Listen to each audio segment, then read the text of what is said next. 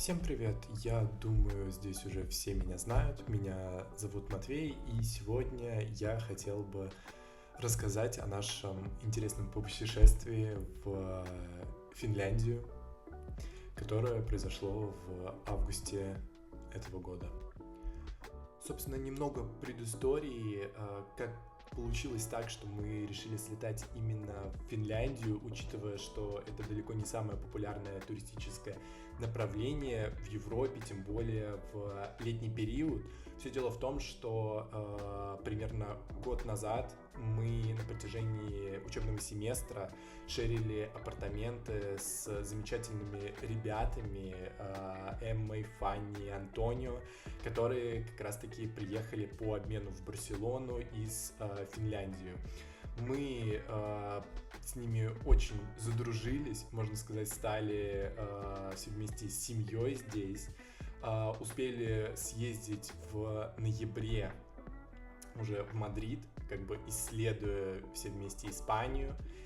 И они несколько раз уже успели нас навестить на протяжении весны и лета. Мы решили нанести, соответственно, им ответный визит.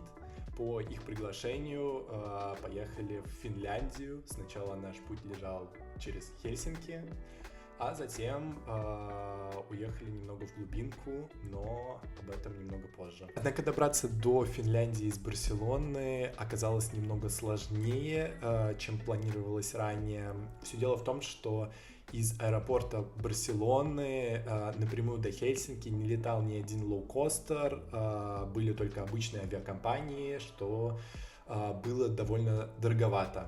Из-за этого нам пришлось для начала ехать из Барселоны до Жироны на поезде, а затем, поужинав в Жироне, мы отправились на автобусе уже непосредственно к аэропорту. Мария Дмитриевна, будем записывать ваше мнение по поводу скоростных поездов в Испании. Первая проба. У нас ездили только на Сапсане. Ты уже ездил на таком? Нет? Ну ты знаешь. Может быть, давно ездила, не помню. Они быстрее Сапсан? Не думаю. Погуглим.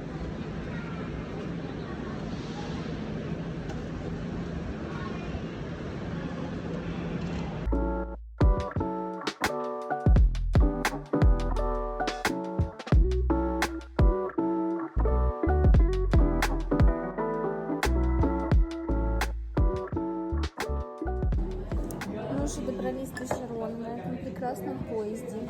Он ехал очень быстро. Да, 200 км в час. 200 км в час гнал.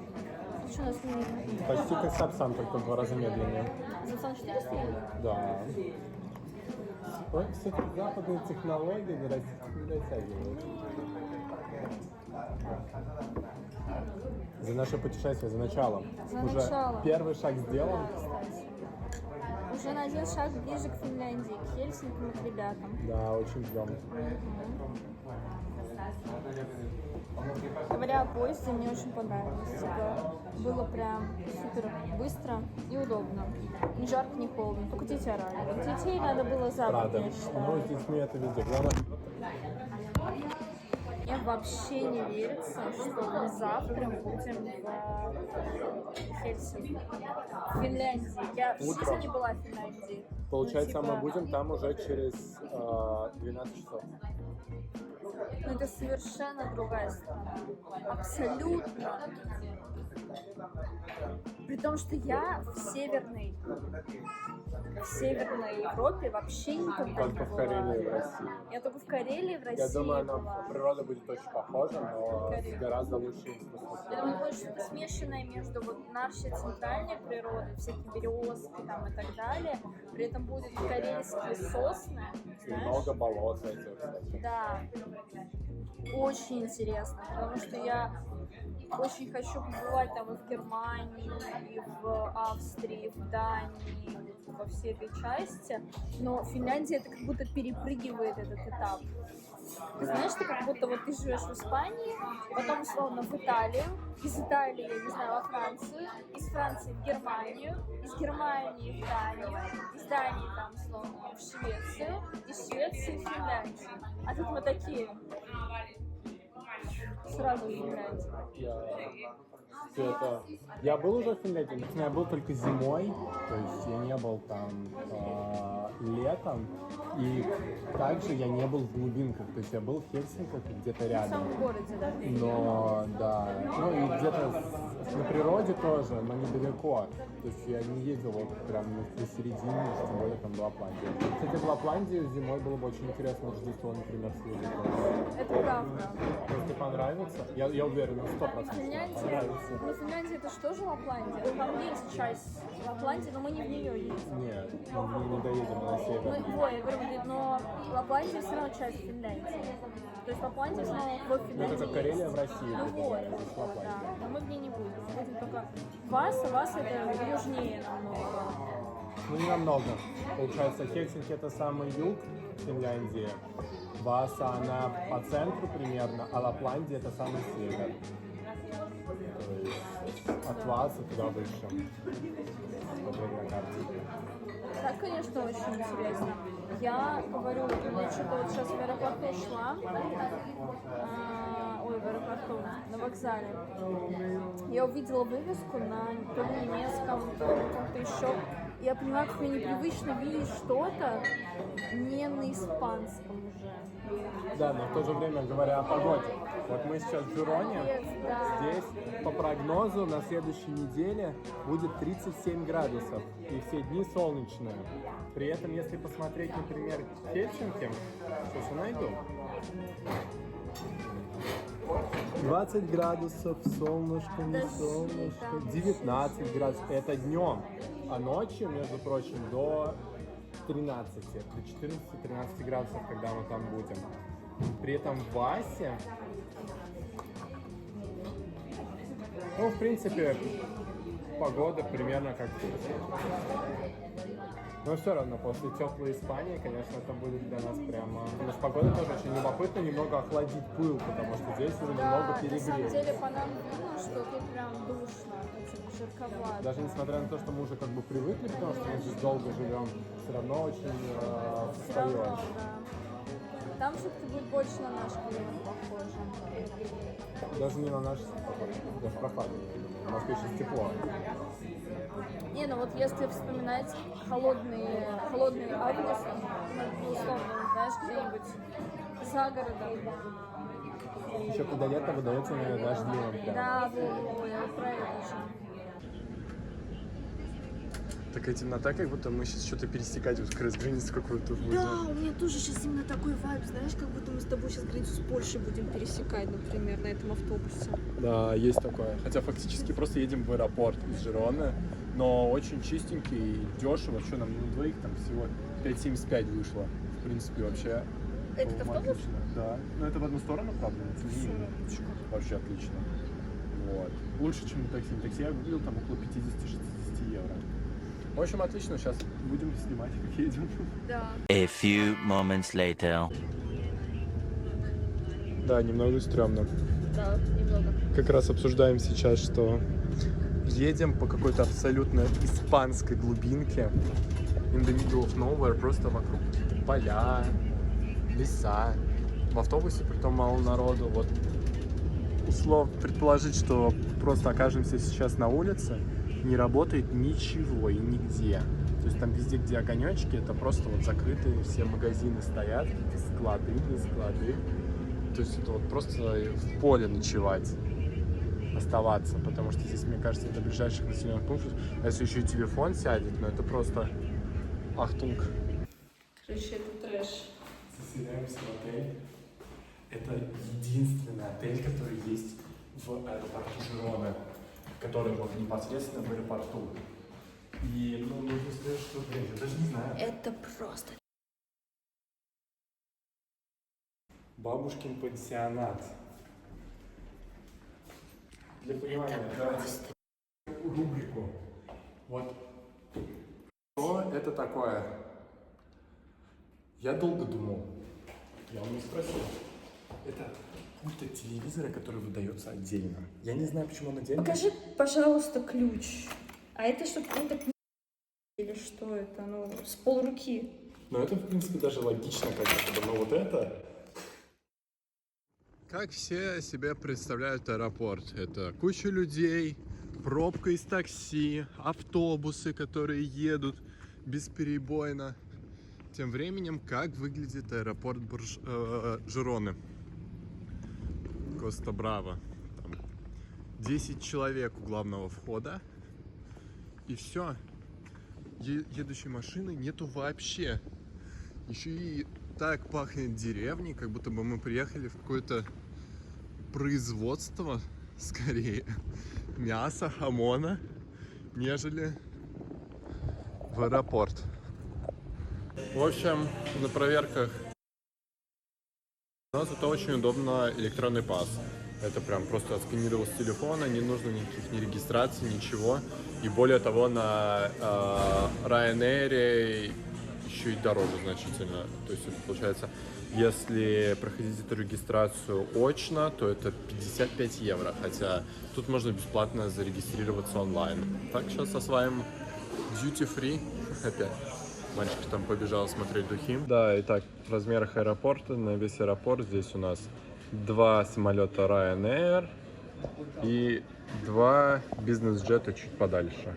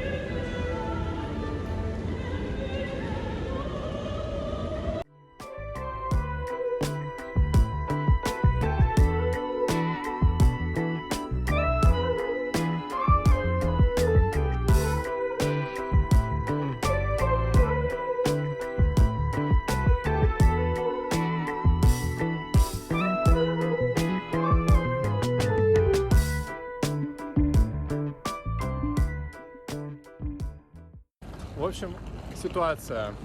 Из-за того, что собирались последний день в спешке, не было времени проверить все вещи.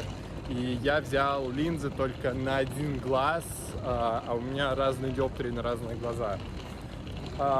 Соответственно, первым делом, приехав в Хельсинки, мы пошли в оптику, чтобы посмотреть вообще, сколько стоят линзы, есть ли они у них и так далее. Буквально, без привлечения, зашли в первую оптику. Во-первых, я немного растерялся, потому что как только я спросил про contact lenses, у человека был настолько хороший и чистый английский, что я понял, что мой уровень английского это вот примерно половина из его знаний. Как будто бы он, да, как будто бы был вот прям коренной британец. Более того, я показал ему, какие линзы у меня, попросил, может быть, у вас что-то есть, хочу купить там пачку туда-сюда. Он сходил, посмотрел, принес мне, говорит, ну, слушай, прости, пожалуйста, вот нету точно такого же бренда, вот тебе аналог, они должны подойти. Я понимаю, что там некоторые бренды подходят, некоторые нет, но надеюсь, тебе это подойдет. На мой вопрос, ну, хорошо, сколько стоит, давайте куплю. Он говорит, нет, зачем, типа, это бесплатно, ты видишь, на упаковке написано, что это не для перепродажи, что я не могу тебе ее продать. она абсолютно бесплатна, потому что это, ну, у тебя как бы emergency случай. Да, это как бы, ну, он такой наполовину пробник от конкретного бренда. То есть там она не полная упаковка, а я даже не знаю, сколько штук там, 5-10 может быть. Но при этом он говорит, я не буду тебе ее продавать, я не могу это, ну, то есть это у тебя emergency situation, попробуй просто. И потом, возможно, если тебе понравится, ты сможешь приобрести этот бренд уже там пачки по 100 штук. Разбираемся с заселением в номер. Тут какая-то электронная система, нету никаких, ни ресепшн, ничего. Not available yet, too early. Да. В общем, нужно чуть-чуть подождать, и тогда заселимся. Ну, соответственно, общая зона, тоже просто оставляешь, потом приходишь, забираешь. Очень удобненько, да. Ну, там, понятное дело, сейчас пароль. Ой, тоже такой необычный.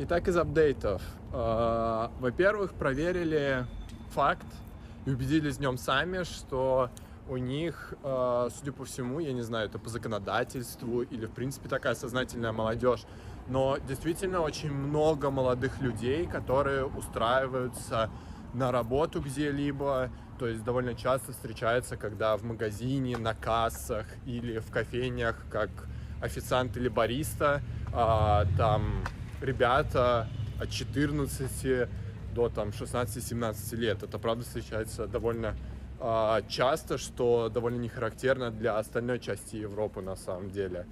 Вот. Другой момент, который мы заметили, это вопрос просто уровня жизни и комфорта жизни.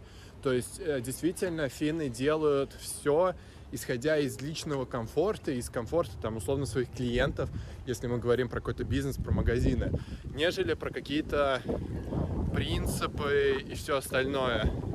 Так, например, там, несмотря на ситуацию современную, в отличие от Европы, от европейских стран, в магазинах по-прежнему во всяких банкоматах, при заказах, я не знаю, сетях фастфуда есть русский язык, притом это русский язык не с нативным переводом, вернее, наоборот, что это не с каким-то топорным переводчиком, а действительно, ну, добротный, то есть видно прям, что, скорее всего, работал человек, или, по крайней мере, они удосужились проверить это. Это довольно любопытно, и фактически у них сейчас, вот даже на кассе в магазине, 5 основных языков. Это получается финский, шведский, потому что это 2 государственных языка. Также, ну, разумеется, английский язык, потому что они прекрасно на нем говорят все абсолютно. В каком бы там магазине, кафе, там, в какой бы части города мы это не пробовали. И это эстонский. Ну, в принципе, это довольно логично, так как тут их отделяет буквально один пролив. И, собственно, русский. То есть такие 5 основных языков, на которые они опираются, которые, ну, на котором разговаривает большинство их клиентов. И несмотря на то, что большинство поддерживают все-таки другую сторону, тем не менее язык они оставили.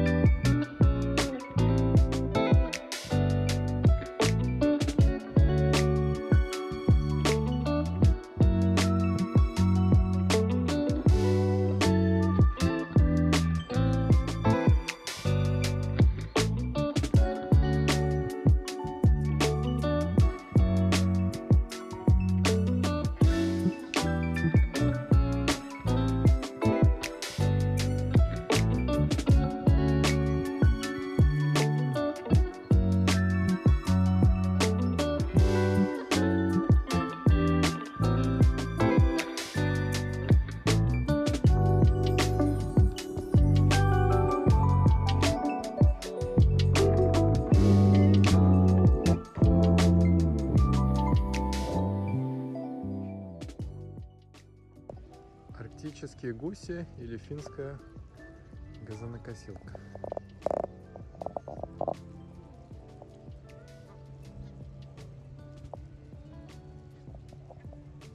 Также о финских газонокосилках. Просто вот участок, это какой-то музей и беспроводная, ну как беспроводная, ну да, по сути, аккумуляторная газонокосилка-робот, которая стоит на док-станции. Тут такой невысокий заборчик, вообще спокойно знают, что не тронут. Общественный туалет в Финляндии. Во-первых, дверь открываем мы с кнопочки. Открываем. У нас тут такой все относительно чистенько, за исключением бумаги. Соответственно, нужно зайти. Чтобы запереть, мы нажимаем кнопочку. Все, оно заперто. Далее, тут есть у нас кнопки опустить. То есть опускаем. Есть кнопки обратно. Автоматически дела делаем. Все это. Он обратно. Более того, раковин у нас, соответственно, здесь нету. Что делаем? Есть такая тоже замечательная кнопочка, мы ее нажимаем. Идет водичка, мы моем ручки, все прекрасно. При том, что есть туалетная бумага, абсолютно с этим проблем нету. Соответственно, сейчас она заканчивает. Мы выходим.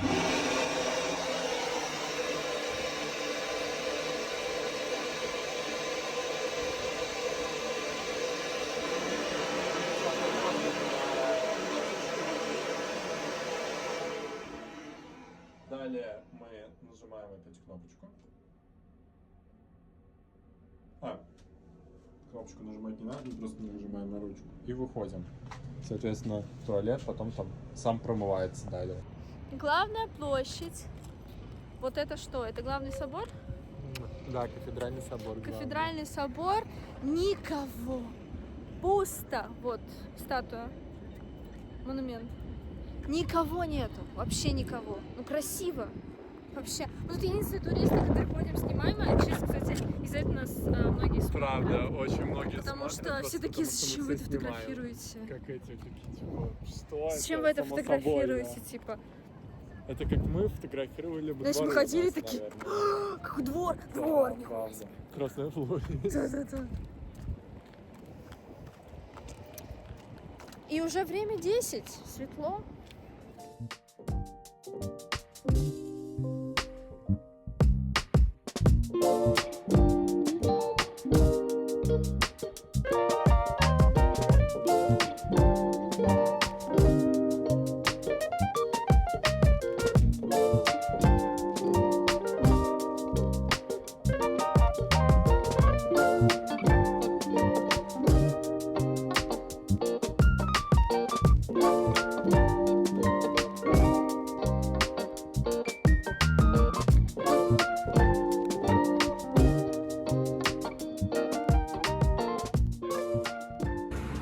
Только приехали в Васу. В общем, гуляем по городу. Что стоит отметить, очень красиво, очень чисто, до мелочей все продумано. Потом, я не знаю, если ребята разрешат, может быть, подснимем немного, как у них в апартаментах, потому что, ну, это просто сказать, что это круто, это ничего не сказать. Очень мило, очень уютно, до мелочей все продумано, и присутствует какой-то стиль, но в то же время не сказать, что квартира как-то ну прям дорого уставлена. То есть я так понимаю, что для них это в принципе довольно стандартный такой, ну не бюджетный, но просто стандартный ремонт. То есть правда, что вот аккуратненько, четенько все. В общем, красота, да? Да. Как тебе здесь? Мне здесь очень нравится. Я бы еще раз отметила реально чистоту и аккуратность во всем. Я уж не буду снова говорить про чистый воздух и чистую воду, которую мы пьем тут просто из-под крана. Да, мы пришли, просто наполнили воду из-под крана и пошли гулять. Специально уточнили у ребят, они говорят, да, конечно. На территории всей Финляндии вода достаточного качества, чтобы пить просто так ее из-под крана, нет проблем. Да. И более того, вот мы уехали в какую-то, ну это глубинка, это не такие, ну это же не такой большой город, как Хельсинки. Да, здесь всего население 70 тысяч. Здесь вот ни на грамм не менее чисто. Да, то есть это не только как-то столицу вылизывают. Даже светофоры все очень. Да, вот абсолютно все то же самое. Прекрасные у них машины ездят, новые Машины абсолютно гибриды такие. всякие, Audi, не Audi, электросамокаты, да, доставка развита на таком же высочайшем уровне, хотя по нашим меркам это прямо такие глубокие регионы, потому что проехали полстраны, можно сказать.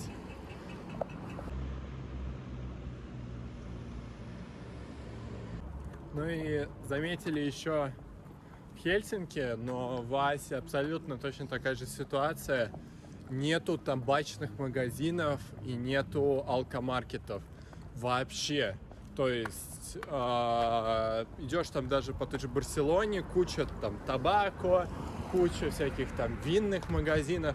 Здесь даже легкого алкоголя, вот как вина, я так понимаю, оно довольно редко употребляется, и максимум это встречается где-то в каких-то гипермаркетах, отдельных специализированных на этом магазинах просто нету. То есть вот идешь по улице, какие угодно там гипермаркеты, спа, массажи, все что угодно, кроме вот, можно сказать, самых популярных категорий, что в России, что в Испании.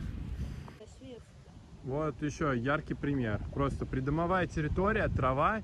Я не знаю, чем они ее косят, как часто, кто за это отвечает, дворники или нет. Также переспросим у ребят, но все вот ухоженное до мелочей, ни мусоринки, ни травинки, ничего. Ну просто красота.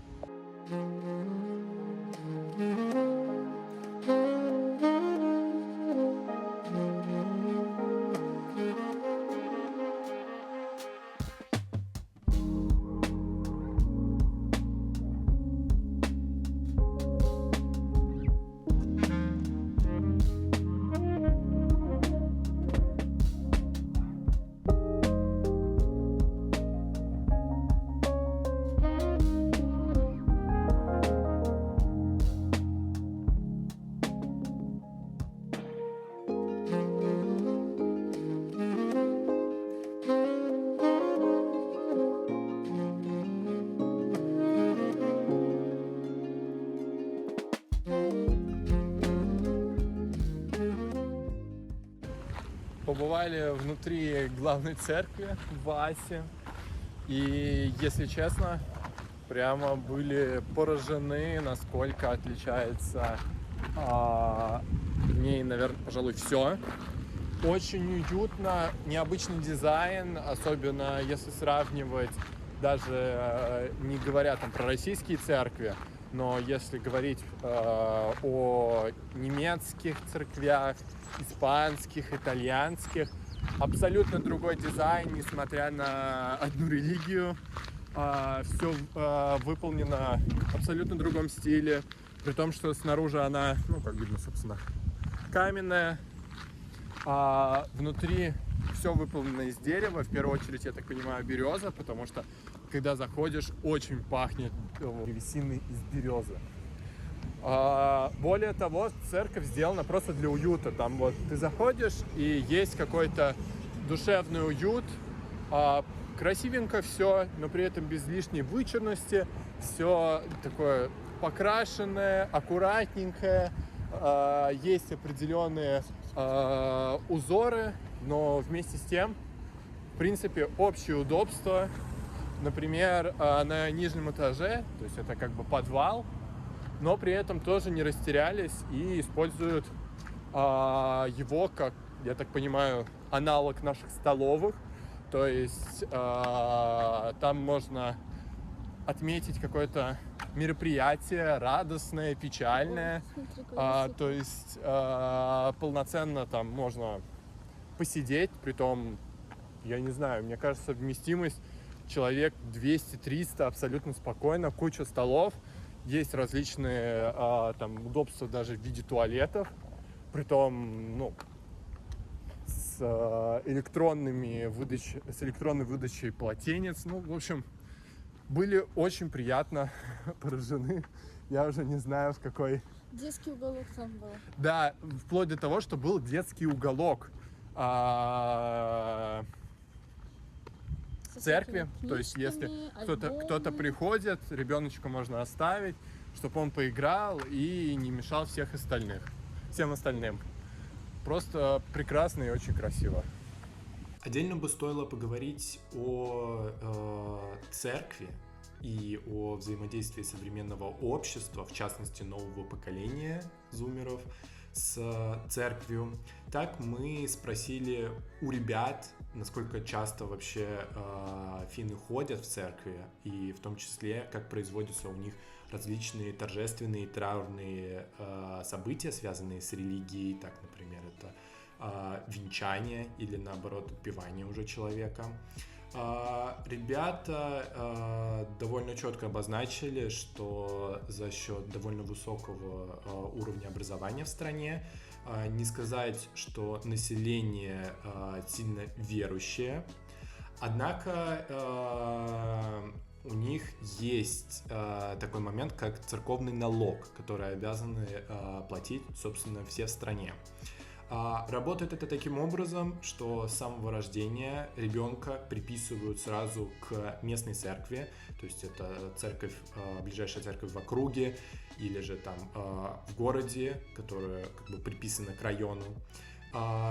И когда человек начинает получать доход с самого начала, он с него как бы удерживается так называемый церковный налог. Налог небольшой, так, например, зарплаты примерно в 2-3 тысячи евро в месяц, в год накапывает около 50-70 евро, то есть он, можно сказать, минимальный. Однако в то же время все процедуры, которые происходят и связаны как-либо с церковью, например, опять же, венчание, отпевание или в том числе предоставление места на кладбище, это все происходит за счет церкви, и человек в таком случае не должен заплатить ни цента за все это мероприятие.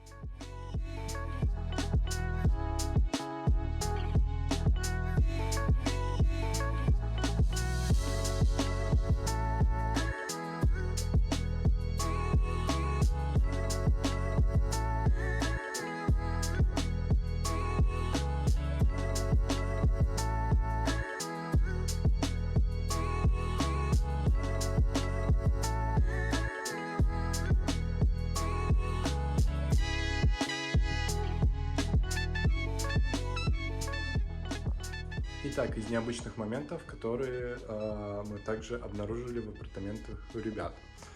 Собственно, первое. Окно само не открывается, но есть форточка.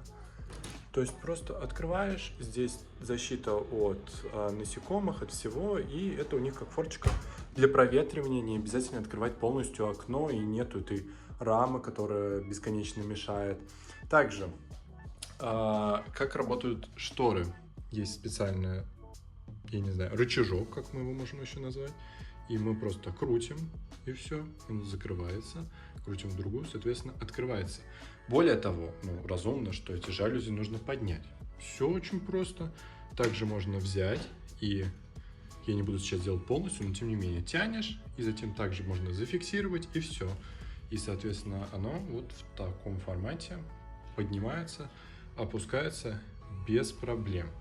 Далее, кухня, в принципе, как обычно, только очень просторно, хотя они жалуются, что она все-таки маловато. У них есть специальный ящик, так, прошу прощения, который трансформируется, и, собственно, он предназначен исключительно для резки хлеба. И это не только в этих апартаментах. Везде, где мы были, был действительно такой же ящик. В летних домиках везде они его делают. То есть, соответственно, если нужно, ты берешь хлеб, быстренько его порезал, хлеб забрал, все, ящичек задвинул, все. Раз в месяц его помыл, потому что там, в принципе, от этих крошек ничего критичного не будет. И более того, просто посмотрите, какая у них ванная. То есть пространства здесь мало. Тут необычная, но тем не менее плюс-минус стандартная для Европы стиральная машина с открывающимся вверху барабаном, но при этом душевая, она складывается. То есть вот этой стороной она трансформируется, и получается, можно тут просто в полу получается слив. То есть можно сделать вот так, тут раскрывается, и получается полноценная душевая внутри. Но в то же время, чтобы она не занимала здесь слишком много места, можно ее обратно в оп.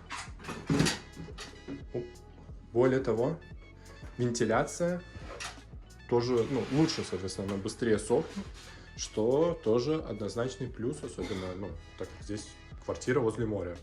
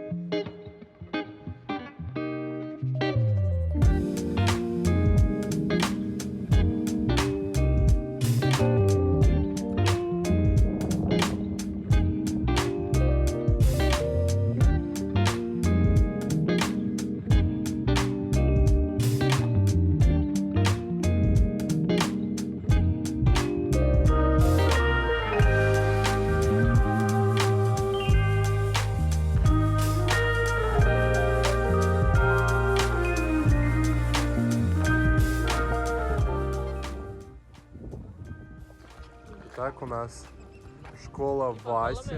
Судя по всему, там есть у нас наверху руфтоп. И переход в прекрасные две башни на берегу залива. Что вы думаете? Там сауны. То есть студенты, учась здесь, могут устроить пати, арендовать саунд у школы, у университета, пойти попариться, чтобы дальше не париться. И еще один университет, судя по всему, перестроенный из фабрики. Обычный раздел в спортивном магазине. Тут для охоты продают уже винтовки. И, я так понимаю, вообще в свободной продаже есть патроны, которые просто тут валяются.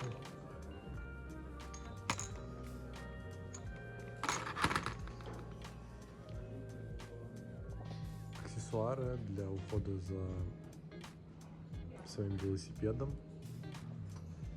Здесь его почистить, смазать, намылить. Все что угодно. Самостоятельно можно починить. Итак, мы зашли в обычный гипермаркет, где там все для дома, по сути, Ашан местный. Тоже вот, просто для понимания, посуда, которая продается. Деревяшки, бренд прямо, очень лампово все, красивенько. То есть сковородки там тоже какие-то необычные. Там мы только что прошли, был Adidas, косметика дорогущая. Но это прямо, ну, нет слов. Мумитроли. Также про размеры пачки чипсов. Ну, то есть, для понимания, она огромная. 250 грамм, хотя фактически, по-моему, она больше. И они практически все бренды делают в таких размерах. Пытались найти сметану, но тут для особо непонятливых написали.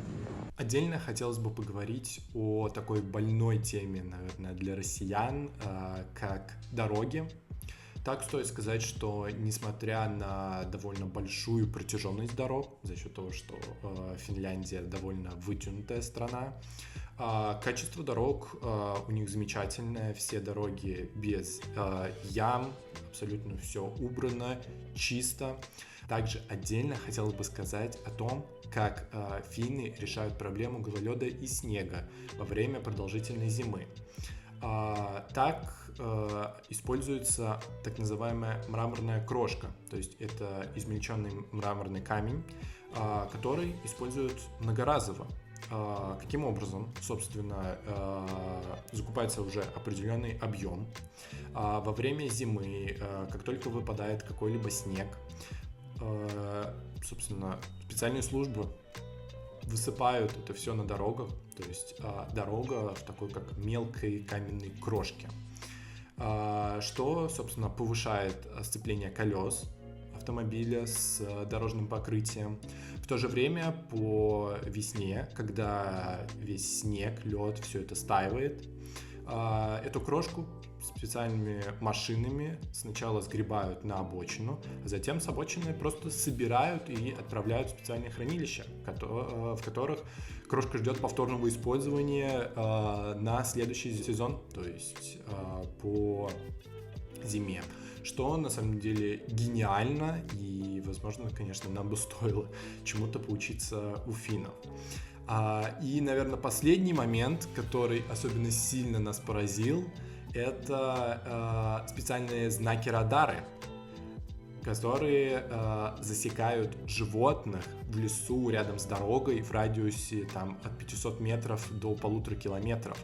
Соответственно, если есть какое-то крупное животное, например, лось или олень, радар начинает по специальному мигать, и водители, проезжающие мимо, могут увидеть, что потенциально на этом участке может быть опасность в виде животного, и, соответственно, более бдительно снижают скорость, что также снижает количество ДТП, и это не может не поражать.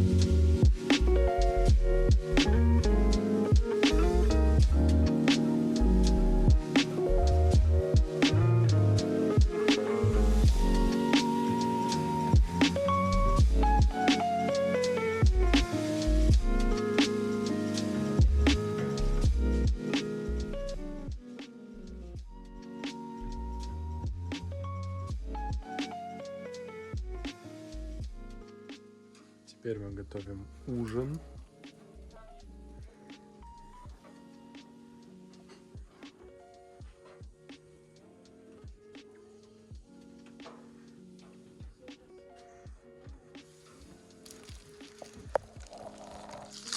В таком миленьком, красивеньком.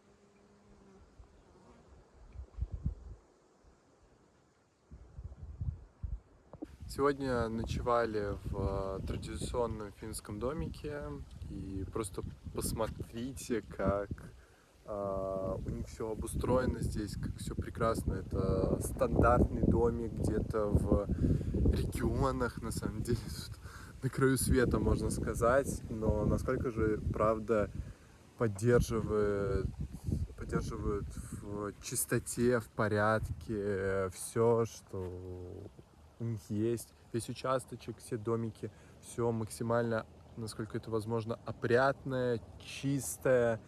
Прямо каждый день, каждый час, можно сказать, поражаемся этому.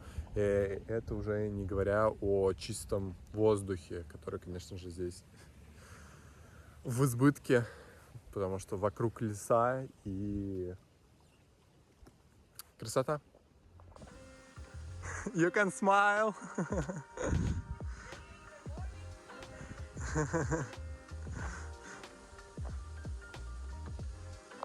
Итак, у нас новое изобретение. Финское нож для сыра. Просто, казалось бы, лопатка. Нет, он берешь. Все гениально просто. Я еще удивлен, как до нас этого не дошло. Это ножиком. И тебе нарежу. Тебе надо? Надо. Теперь надо. Еще нужно кусочек. Еще можно глубину фиксировать. Денис. А то ножом там И плюс-минус еще режешь. 2 кусочка. На этот. Мы отправились на рыбалку и удивились, насколько морская финская рыбалка похожа на нашу обычную. Все дело в том, что в Финляндии очень много рек впадает в море. За счет этого море слабосоленое, и по сравнению со Средиземным можно сказать даже, что оно сладковатое. Это проявляется во всем. Так, например, растительность и рыба, которую они вылавливают в так называемом море, имеет практически 100% совпадение с тем, что обитает в наших обычных речках. Так, например, ребята рассказывали, как они ловили окуня, щуку. Также мы много раз наблюдали камыш, который растет только на пресных водоемах. Интересно, как выглядело место, где мы провели эти 2 дня, потому что для ребят, по сути, это была обычная дача, которую построили точно так же их бабушки-дедушки. В то же время для нас это были настолько интересные традиционные домики, настолько там было тихо и уютно, потому что в Финляндии очень ценится личное пространство, и на самом деле это проявляется довольно во многом. Вокруг, в радиусе от 500 метров до нескольких километров, я думаю, не было никаких строений, никаких соседей, потому что земли много, могут себе позволить, получается у них просто дача, отдельный домик как гостевой, в то же время это обычно сауна, море, лес вокруг, ну просто красота, посмотрите сами.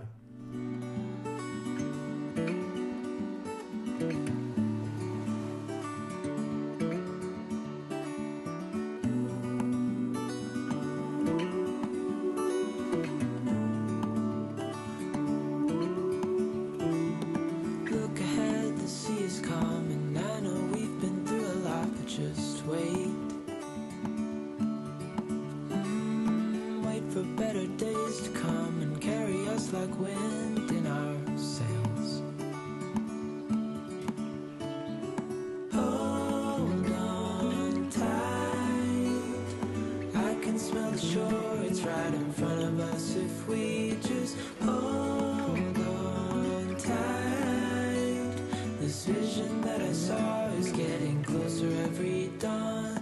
Ooh, we are dreamers of the shore.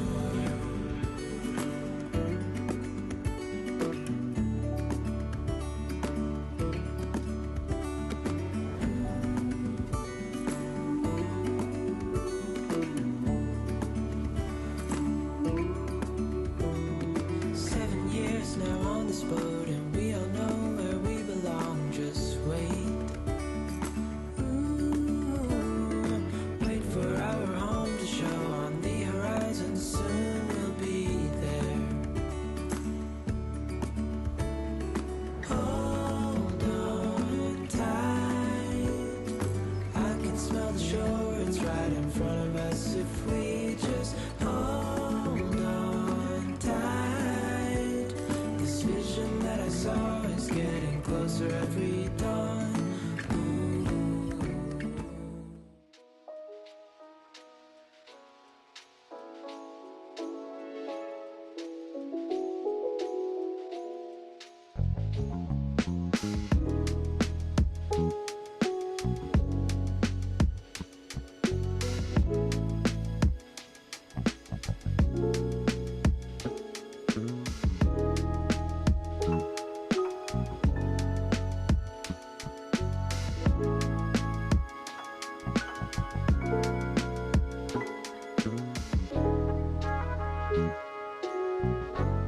Красивые тоже дорожки.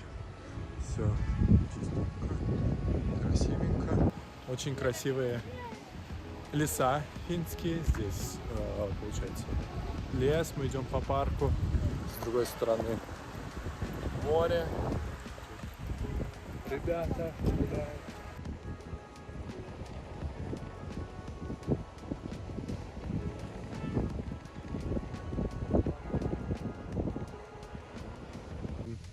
Летний домик. Просто оцените эти виды на море, залив, своя пристань и, конечно же, сауна. Очень-очень красиво. Есть свои каяки, есть отдельный электрический каяк. И такая красота. You tell me you're scared. You tell me you're weak. But I know you're stronger than what you think. And I know it's hard.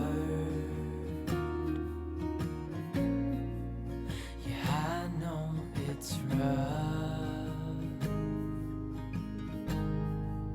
but we'll make it through, and I'll back you up.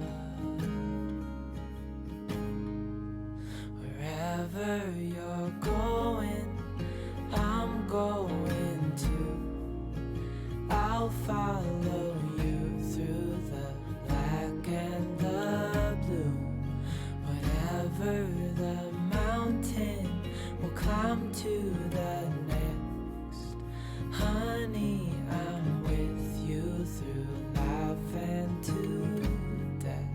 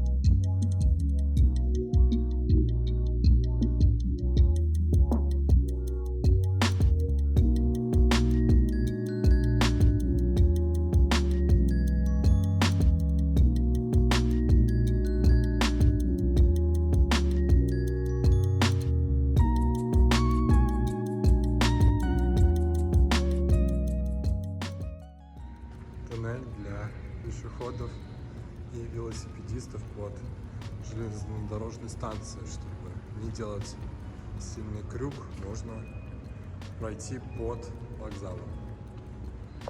А вот хранение для велосипедов возле вокзала, то есть ты приезжаешь на вокзал на велосипеде, и пока тебя нет, ты оставляешь здесь, прикрепляешь.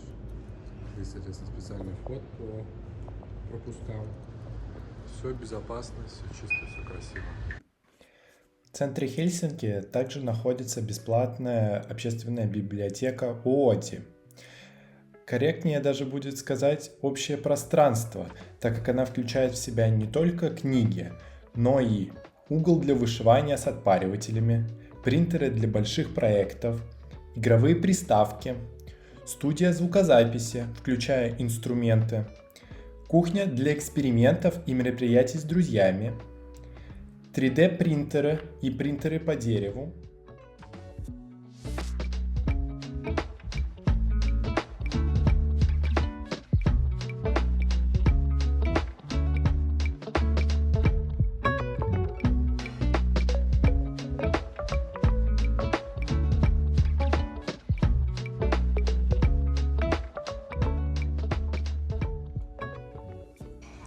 секция с газетами, где есть все мировые основные издания газет и самые новые газеты, которые выпускались. Вот, например, 28 июля 25-го, газета Time, выпуск. И каждый раз, как что-то выпускают, они их, соответственно, заменяют, чтобы можно было бесплатно читать последние газеты известных изданий. Помимо новейших изданий газеты, также возможно взять настолки, различные видеоигры для всех видов приставок. И, конечно же, есть секция на русском языке. На видео видно всего лишь 1/4 всей литературы.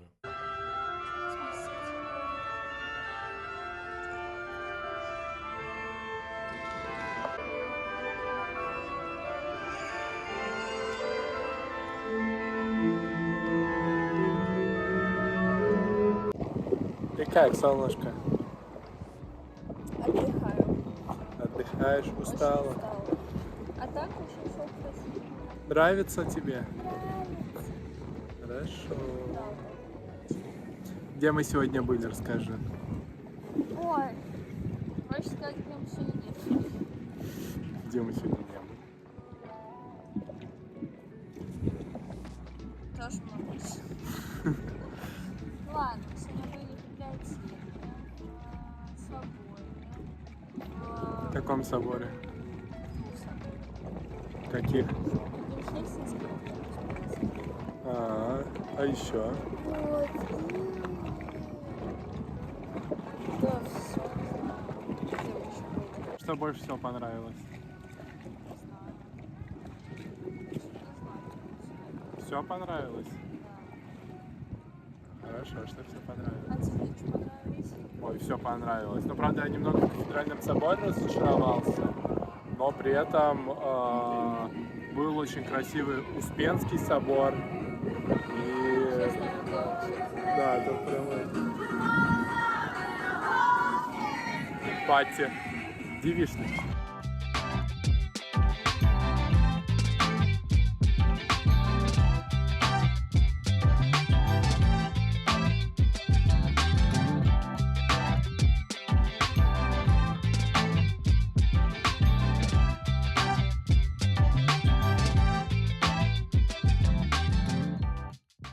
Гуляем по обычному парку в Хельсинки. Нашли вот такую штуку. Угадайте, для чего? Здесь сушатся ковры, то есть их сначала мочат, моют, а потом здесь досушивают, то есть выжимают ковер, крутя. То есть это все просто бесплатно, чтобы люди приносили и в этом месте могли воспользоваться сушкой ковров, а потом досушивать их уже на солнышке. Выжимкой и сушкой. Но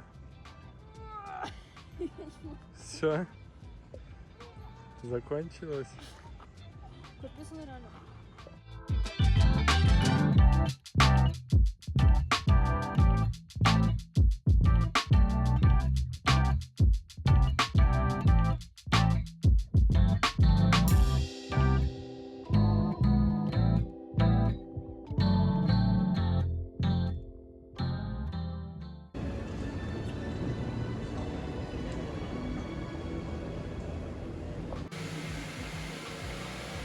машина потеряла человека при уборке аэропорта.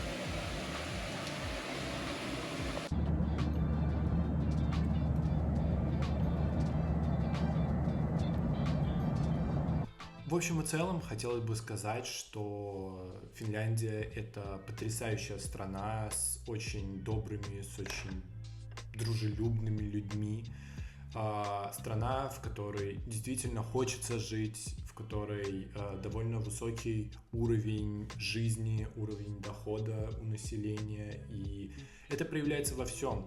В то же время на улицах значительно чище, притом значительно чище во всех отношениях, в то время как основная часть Европы, особенно южная часть, например, Испания, Франция, Италия, утопают в довольно большом количестве неконтролируемой миграции и всего остального. Финляндия в этом плане остается той самой цивилизованной Европой, где все тихо, все спокойно, люди действительно живут, хотят жить именно в своей стране и остаются в ней счастливыми.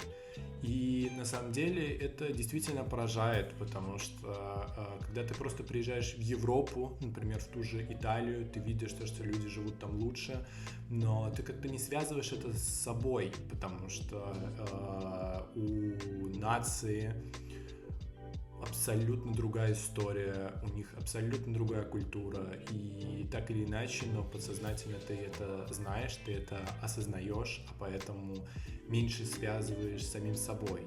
В то же время, когда ты приезжаешь в Финляндию, ты видишь, что фактически это люди, которые живут, можно сказать, в абсолютно таких же условиях, можно даже сказать, что эти условия хуже, нежели которые были у нас. В то же время у людей абсолютно такая же природа, чем-то похожая история, очень похожий менталитет, в чем мы на самом деле убеждались множество раз при общении с ребятами, при том, когда мы с ними жили, как мы общались и всего прочего. И, честно говоря, действительно берет определенная тоска. Хотелось бы, чтобы в будущем мы равнялись именно на то, как живут люди в этой стране в частности. Потому что если мы говорим про другую Европу, все равно, понятное дело, что у всех стран разная история, но у каких-то стран эта история так или иначе похожа. И я считаю, что финны — это на самом деле народ, у которых, да, другой язык, абсолютно другой язык, он никак не похож на русский. Возможно, отчасти другая культура, но в то же время, начиная с того, что более 100 лет это была Российская империя, то есть фактически точно тоже государство, в котором жили наши предки. Ну и в принципе, конечно, это не может не поражать и берет определенную зависть. В то же время следовало бы оговориться о том, что в быту, в жизни финнов, в том числе и в глубинке, в частности, очень ярко выражено влияние западной культуры. В первую очередь это связано с тем, что в особенности в 20 веке очень большое количество мореплавателей налаживали торговлю между Финляндией и Соединенными Штатами напрямую. И на самом деле это действительно сказывается в культуре. Так, например, мы видели в небольшом городке, буквально 200 тысяч человек населения, бейсбольное поле. В то же время у них очень популярен футбол. Да, это не американский футбол, а в традиционном понимании. Но тем не менее у них сделаны большие стадионы даже для небольших регионов, как это развито в Соединенных Штатах. Соответственно, мы уже даже не говорим про кинематограф и все остальное, которое в основном крутится именно американское. И в то же время финны не без удовольствия переняли практику поднятия флага, своего флага на флагштоках. В частности, наверное, на видео было видно, как у них на дачах практически у всех есть флагшток, на котором, правда, развивается не финский флаг, а это флаг как бы идентичности их региона, потому что они из шведоговорящего региона, и таким образом они как бы проявляют эту идентичность. Но в то же время это тоже любопытно наблюдать. Также я не успел подснять, хотя несколько раз проезжали в том числе флаги финские, которые висели на флагштоках именно на домах, как это принято в Соединенных Штатах. И, на мой взгляд, это довольно любопытно. Если честно, мы не ожидали увидеть что-то подобное в Финляндии. Спасибо большое всем, кто досмотрел до конца, да и кто не досмотрел, просто за просмотр. Надеюсь, было интересно, было познавательно, и если у вас остались какие-то вопросы или пожелания по видео, буду рад увидеть все в комментариях. Спасибо и всем пока!